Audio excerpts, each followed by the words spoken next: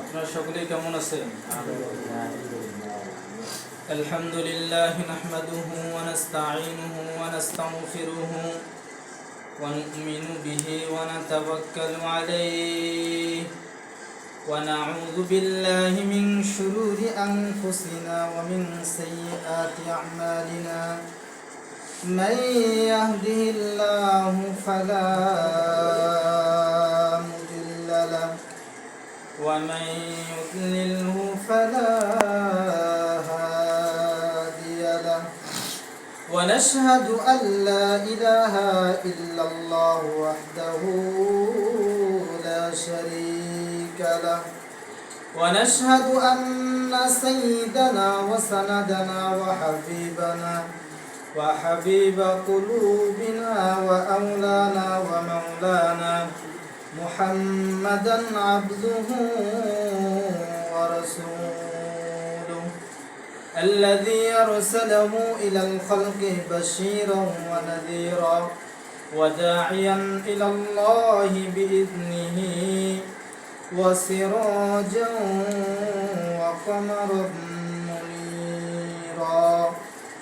فقد قال الله تبارك وتعالى في كلامه المجيد وفي فرقانه الحميد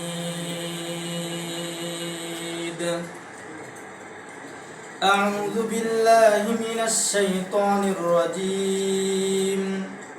بسم الله الرحمن الرحيم رب هب لي من الصالحين فبشرناه بغلام حليم فلما بلغ معه السعي قال يا بني إني أرى في المنام أني أذبحك فانظر ماذا ترى قال يا أبت افعل ما تؤمر ستجدني إن شاء الله من الصابرين وقال النبي صلى الله عليه وسلم فلا يقربن مصلانا أو كما قال عليه الصلاة والسلام صدق الله المولانا العظيم وصدق رسوله النبي الأمي الكريم ونحن على ذلك لمن الشاهدين والشاكرين والحمد لله رب العالمين সর্বপ্রথম সেই মহান রব্বুল আলামিনের দরবারে শুকরিয়া জ্ঞাপন করি যেই মহান রব্বুল আলামিন আমাদেরকে জুমার নামাজ পড়ার উদ্দেশ্য করে মসজিদে এসে বসে নামাজের পূর্বে কোরআন এবং হাদিস থেকে কিছু দিনী আলোচনা করবার এবং শুনবার তৌফিক দান করলেন।